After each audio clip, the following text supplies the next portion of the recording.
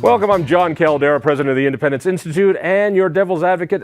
You know, paper is dead for newspapers. That's why I find it so funny that the Colorado Sun has an annual report in paper. Good God, Larry Ryckman, I expected more from you. You'll find the full report online, of course, digitally. So you know what I bet? I bet this thing was printed at the Denver Post printing house. You know, there are others in Colorado who have printing presses, and our good friends up at the Aspen Times, they're owned by Swift. They printed that for us at no charge in recognition of all the help that we've given them over the past year. We've given them a number of our stories for free. All right. So the Colorado Sun's been around for about a year, a little over. Yeah. And so I thought I'd check in with you and see how much longer until you're out of business. Because if it happens in the next 6 months, I win $20. So first of all, and I know you got to put your salesman hat on because that's what you do now. But why the Sun? What is the Sun first, and why? Well, the why we talked about a year ago, which is, you know, what's happening at not only the Denver Post, but newspapers all across Colorado and all across the country. There have been just cutbacks after cutback. Denver Post once upon a time had 307 journalists. It's down to somewhere in the 60s now, maybe. And a year and a half ago, I was senior editor for news of the Denver Post. You know, my choice was pretty simple: stay and continue working for the hedge fund that owns the Denver Post and lay off my friends and colleagues and cut a proud newsroom, or go do something better. You know, I could sit around and complain about it or go do something better, and I decided to go do something else. And that was the Colorado Sun. Colorado Sun's only online, so you Yes. don't have to have a printing house. That's that right. saves a lot of money. No trucks, no ink. Oh, you're so very green. How nice. Also, it makes it harder, though, for advertising. One of the things that traditional papers have is they get coupons and flyers and Jake Jabs doing ads. And you don't have do you have any ads on your site? We have no ads on our site, and that's been by design so far. And I will say that what we saw in the old models, again, not only at the Denver Post, but lots of newspapers, is that there's been declining ad revenue. And the money that used to come in through digital advertising is not what it once was. And as a result, a lot of news organizations and others have resorted to gimmicks, things like pop-up ads and takeover ads and autoplay videos and the things that drive us all crazy as readers. I just want to get to the story. I just want to see the story. And it's tough. So we're not anti-advertising at the Colorado Sun. We're just anti-bad advertising. So we've so far we have not introduced ads on our site yet. But someday we will, and we hope to be able to have classy ads. That That don't get in your way as a reader. Classy ads. I mean, and from upscale furniture joints. Is that what it is? It's going to be room and board Hey, instead I of love American. Jake Jabs as much as the next guy. Everybody loves But you know Jake. what? It's really, in all seriousness, it's about our readers. And why would I want to alienate the very people that I need to support the Colorado Sun? Right. So I want them to have a good experience when they come to us and not have to wade through. But you have a reality that's very different than the traditional media that has a massive pension liability for all those reporters that are now retired. Yeah. And I mean, it's huge. I mean, I don't know how many tens of millions of dollars for the Post. But also, you have backers. So their investors are different. They need to get cash out of the Post. It needs to make a profit, which it does. It makes a very good profit for the hedge fund, from what I understand. You have a completely opposite model, that there was a handful of very wealthy guys who tried to do something like the Sun in a few different cities. Yes. And they put up a remarkable amount of money, correct? That's right. All right. And we got a grant from them more than a year ago, a no strings attached grant. They've asked nothing from us more than go out and do good journalism. Somebody from the group Civil described it as magic money. I mean, who does that? They gave us, they've given us millions of dollars to get up and running and make our case to Coloradans. But as I said a year ago, did the same thing with Al Jazeera. They all have a game. But I will say that our business plan has been very clear from day one. It's not about it's not about big advertisers. It's not about hedge funds. It's not about those. It's about readers. It's about Coloradans. That sounds really good. Yeah. While you have the angel money. Right. How long does that last? In Yeah. other words, are you planning on that year after year after year until forever? In which case, you have found the magic formula. You and Colorado Public Radio have found the magic formula for funding. Now, our plan from day one has been to stand on our own 2 feet, and we're well By on. when? I would say sometime in the next 6 months. Seriously? Yeah. So You'll be. I want to dive Yeah. down into this. Yeah. You believe within the next 6 months, you'll be able to make enough money from members. You call them members, not subscribers. Yes. If I'm right. Members to pay all the expenses, pay your lavish salary, and all the rest. I would say it's a combination of things. It's members, number one. We also have sponsorships, which is, you might call them ads on our newsletters. We also have had some events, and a combination of those things bring in revenue for us. But yeah, I think that within the next 6 months that we will be able to fully pay our bills. And we've been super fortunate to be able to have grant money to get up on our feet, give us runway, and make our case. And we've got thousands of Coloradans who are supporting us and becoming members of the Sun. The model then is almost a not-for-profit model. Are you a not-for-profit? We are a public benefit corporation, so we are technically a for-profit entity, although, who thinks you're going to make money in media these days? Certainly not at our level. So we became a public benefit corporation. That's part of our print magazine that you were waving. It is, how did we benefit the public? And you can read all about it at coloradosun.com. I hate that socialistic crap, because any company benefits society because they're putting out products that we want, need, and desire. Right. But we'll have that over a beer sometime. That sounds good. All right. So the model, though, is getting people to become members. How do you get people to be members as a freeloader to your site? I don't have to pay. Will you be putting up a paywall at some point? It is a radical concept. Come and read as many stories as you want. There's no paywall. We don't limit you to 5 stories a month or anything like that. Look, we could have done that. A lot of smart people told me, you got to have a paywall. That's the only way you're going to make money. And I thought, you know what?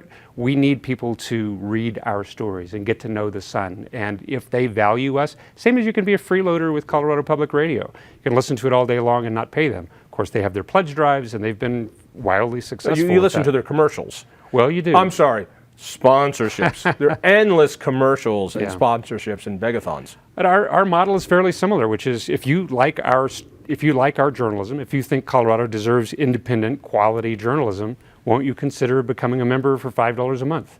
And so far, people have responded to that. How many members do you have? We have about 6,300 paying members. 6,300 paying members. Yes, which is tiny compared with the readership of the Denver Post. But I don't have a fleet of trucks. I don't have barrels of ink and paper and all of the other overhead that they have. And pensions. And pensions. So we are a lean operation. We are all Coloradans. We're not sending money off to New York or some other place. We are your neighbors and friends and colleagues, and we're working hard. I know it's going to make you cry. That's what every fascist says. Yeah, we're just like you. How many reporters now? We have 11 full-time staff members of the Sun. We have 8 reporters. We have 3 editors. On top of that, we've got So total payroll of around. I'm not going to get into all of our payroll, but I'll tell you this: that nobody took a pay cut when they left the Denver Post. We pay adult wages. Yeah, you know I give my people health insurance. You have to pay minimum wage. That's why they didn't have to take a pay cut. We also, I will say, we have dozens of freelancers across the states, from Grand Junction to Durango and all around the state, photographers, reporters. So that has allowed us to be the Colorado Sun and not just the Denver Sun. All right, so on membership, money coming in, sounds pretty encouraging. It's been great. What about the output? How many readers, how many freeloaders like me do you have? How often do they go? Is it a destination, or do they link on something and then they hit into? Both. We've been kind of surprised to see, in our business we talk about people coming in sideways, through search and whatnot. But we actually have more people who come to coloradosun.com and then shop for stories from there. So that's been very encouraging. We've got 46,000 subscribers to our various newsletters, which has been great. So let me see if I got this right. You got about 63,000 people giving you money. 6,300. 6,300. I'm sorry. Yes. 6,300 giving you money. We're working on Right, 63,000. yeah. And you've got about, what was it, 45? 45, 46. So you got a lot of 46,000. people getting your daily Yeah. list of stories. And, from my perspective, we want people to get to know us, and that's part of the process. And it really is a very simple proposition. Do you believe that Colorado deserves to have quality, in-depth, independent journalism, for Coloradans by Coloradans? And if you do, then you'll support us. And if you don't think that's important, then... Do you run AP stories? We do. In fact, we made history. We became the very first digital news organization to become a member of the Associated Press. It's never happened before anywhere in the world, and the Colorado Sun was the first. So now... Does that mean you just pay them or to be a member, or do they have to accept you into the Brotherhood? They have to accept us into the Brotherhood, but we do pay them as well as a member, as does the Denver Post and others. We don't run a lot of AP stories because that's really, frankly, not our model. Our model, frankly, the first decision that we had to make was, who are we as the Colorado Sun? What kind of stories do we do and what don't we do? And we made decisions like, we're not covering the Broncos. We don't cover traditional sports. Don't cover the Broncos. Well, Get the hell out of here. That's a good decision this year. I was with you up until this point. But the point is, you can get your Broncos from the Post or TV or the Athletic or some other place. So what is the reporting sweet spot for the Colorado Sun? What is it that you can say, this is our area right here, that no one else does as well? Well, I would say, number one, we do politics, I think, as well or better than anyone else. We have a great politics team. In-depth stories. You want stories that help you gain some understanding of how things work in the state, places, people, issues. That's us. We don't do drive-by journalism. And I'm not criticizing my colleagues elsewhere. They're working hard. They're doing the best that they can. There are a lot of great reporters at the Post. What do you consider drive-by journalism? A press release comes in, it gets rewritten, and it pops up. There's a new cute baby at the zoo, and you write up a press release, and it gets 50,000 clicks. That's not our kind of story. I love zoo babies, for the record, but that's not our kind of story. They are delicious. Hey, with butter and garlic, everything goes. Yeah. Do you do at least a story a day? Oh yeah, absolutely. That's one of the great things, though, about what we're doing digitally. We have the freedom to hold on to a story if it needs it. So, for instance, I may have 5 stories planned for tomorrow, and if one of them, if a reporter comes to me and says, you know what, I need some extra time on this, I need to make some more calls, not a problem. I will hold that story every time, and readers benefit from that. I don't have a front page that I have to fill out every day. It's been kind of liberating to not have a print product that we have to produce. Is there enough room for all of this? I mean, I sometimes think the rumors of the Denver Post's death are premature. I hope so. I mean, it's tough. It's tough for every newspaper. It is. And either you need to have a rich guy behind you, you can think of the Washington Post and the Seattle Times and others, or you need to go in this new hedge fund model, which is heartless and cruel. But there's another way, which is the direction that we're going. Now, you can argue that we had rich people get us up on our feet, and they did. But our model has never been to depend on them indefinitely. Our model has always been to wean ourselves from that money and depend on Coloradans. And it is a membership/subscription model. And either people are willing to pay for quality news or they aren't. And I guess time will tell. I firmly believe that there is room for all of us. I mean, honestly, one of the exciting things that we've done at the Colorado Sun is to say, you know what, the old ways of competitive pressures are gone. And we're all too small. It's all about serving the public, and we can complement each other's coverage. We'll compete and throw elbows, in certain areas, particularly when it's at the State House and whatnot.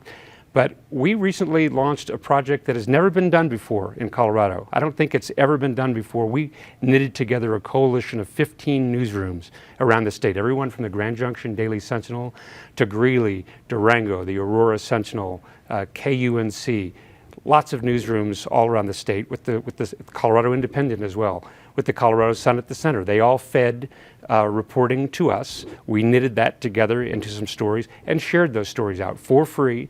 Our stories ran on front pages all across the state. And no collaborative project like that has ever been done before in Colorado. And to me, Sounds too hippie for me, man. it's a little far out. But you know, to me, it wouldn't have happened in the old days. It just wouldn't. We shared story budgets, so Grand Junction knew what Durango was up to. And you know, back in the old days, they just wouldn't do that. My argument was, these are new days, and we've got to think of each other as, you know, helping each other. Let's do some journalism together that none of us could do individually. We got to wrap this up, but Yeah. I still miss, just be the old man who, I remember when there were competitive papers, Yeah. and the idea to scoop the other guy was ferocious between the Post and the News. And as a guy who tries to get his opinion out through a news story or something, I could pitch one or pitch the other, or I've got something that's going to be news, and I can hold it for this guy if he says, no, I want an exclusive. All that is gone. And I mean, from my point, the more the merrier as well, particularly on local stuff. All right, people want to take a look. ColoradoSun.com. Check it out. All right. Larry, thank you so much. Thank you. Stay tuned.